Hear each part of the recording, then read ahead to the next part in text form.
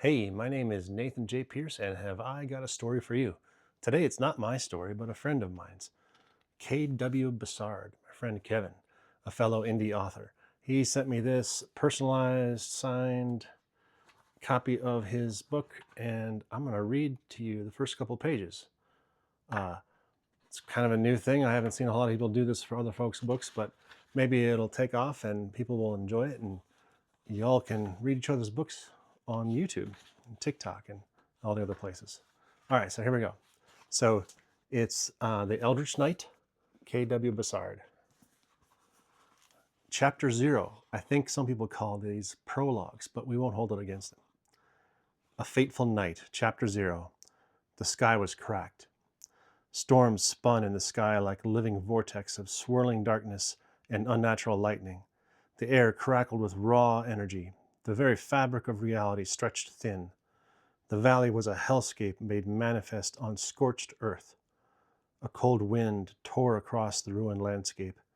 Ash danced in the air like fallen snow. At the heart of this desolation stood two figures, a man robed in indigo woven with silver threads. His staff was planted into the earth like a beacon against the dark.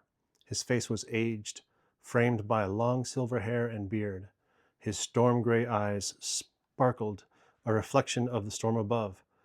His name was Aemon the Wise, the last of the Eldritch sorcerers.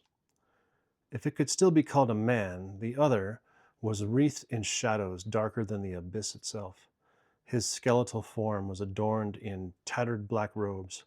Faint arcane sigils pulsed along his bones. His face was an abomination of rotted flesh and bone. Where his eyes should be were empty sockets that swirled with unnatural, deathly green. When he moved, the air itself recoiled from his presence. Zaradim, the eternal woe, defiler of worlds, architect of despair. The name alone sent shudders through the earth. His existence was an infection that festered in the heart of creation. The two stood silently for a time, the storm roaring around them. There was no army left to witness this battle, no banners to wave in defiance or cries to rally hope. The war had consumed an empire of men that now lay in piles of corpses across the horizon. Life rested to this moment, to these two. Aemon raised his staff. Runes gleamed with celestial radiance. The light sliced through the shadows that threatened to consume the world. It ends tonight, Lich, he declared. Zaradim merely tilted his head as if amused. In a voice that was not just his own, but thousands of voices woven into one, he whispered, "Does it?" For just a breath, the battlefield froze. Zaradim grinned as he raised his hand. A wave of raw energy erupted, hurling toward Aemon. A force so ancient and vile that it sought to erase him from existence, to reduce him to nothing more than a forgotten whisper in time. Aemon's staff struck the earth, and sigils of warding erupted from the ground to form a radiant barrier.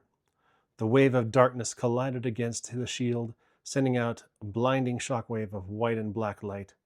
The force shattered the earth around him, sending molten rock and jagged shards of stone spiraling outward. Zaradim laughed. Pathetic. He raised a skeletal hand, and the very air screamed.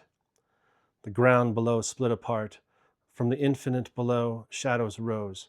Their forms writhed like a tide of living nightmares. Limbs that should not exist. Too many fingers, too many mouths gaping with silent howls. The creatures lurched forward. Their forms shifted between corporal and spectral.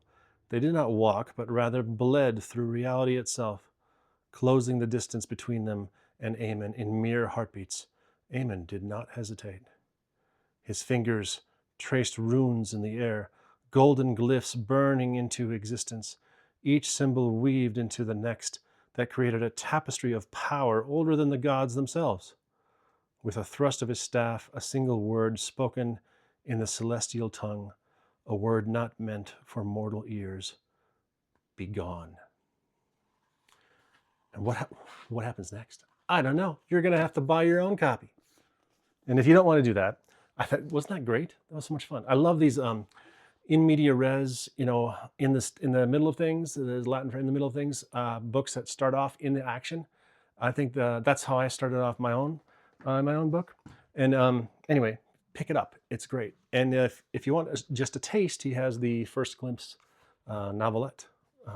So anyway, was that fun? Did you like that? Want me to do more? Let me know. Bye-bye.